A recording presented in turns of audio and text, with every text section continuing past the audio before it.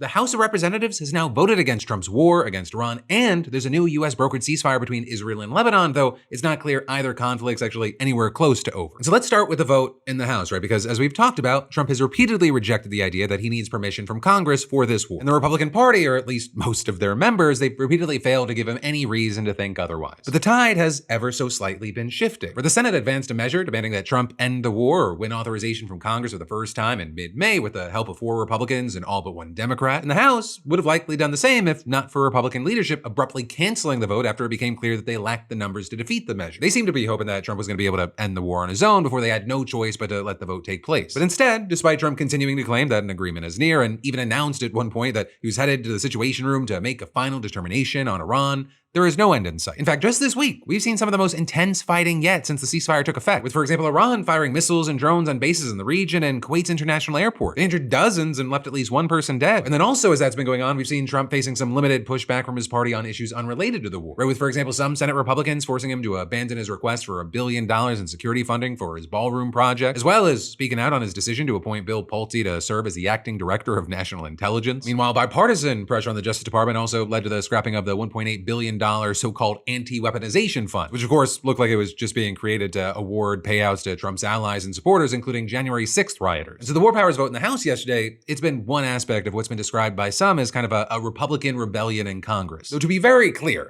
the dissenters are still few and far between. It is still widely Trump's party, though the House did vote 215 to 208 in favor of ending the war without congressional authorization. Right, only 4 Republicans joined Democrats, though included Thomas Massie of Kentucky, whose criticism of the war, of course, is just one of the reasons that Trump primaried him. But as far as this resolution that just got passed in the House, it's now going to move to the Senate, which has to take it up within roughly 2.5 weeks, according to the law. But then also, even if it passes, you have the Trump administration arguing that any effort by Congress to limit the president's war powers is unconstitutional. So any real chance of making the resolution legally enforceable, it's likely going to require a 2/3 supermajority in both chambers. And so the reality here is that this war, the disaster, all the impacts, it's still all in Trump's hands. All while he just continues to give incredibly conflicting statements about where negotiations stand. He claimed last week, for example, that Iran, they had agreed to let the US come in and remove its enriched uranium stockpile. But then a couple of days later, he told Reuters that he didn't really care because it's so far underground. And then with that, he's increasingly taken to downplaying the situation even as the stakes continue to grow. With him saying earlier this week that the talks to reach a preliminary agreement, they were starting to get very boring, his words, and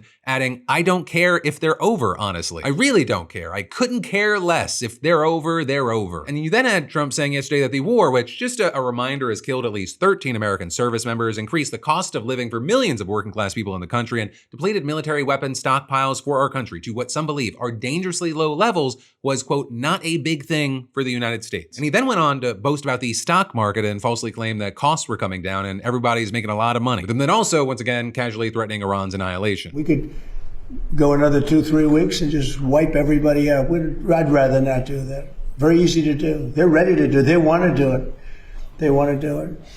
But if we can get something down in writing which will accomplish the same thing without killing everybody, I'd like to do that. And with all that, Trump has reportedly told aides that he'd only really consider returning to all-out war if Iran kills more American troops, with the implication being that he might be willing to accept smaller flare-ups in the fighting for weeks or even months to avoid that outcome, which would actually track with something else that he said yesterday, downplaying the recent attacks. You know, I'd say in that part of the world, ceasefires when you're shooting in a more moderate manner. It takes 2 to tango. You understand that. We hit them very hard on something else, unrelated.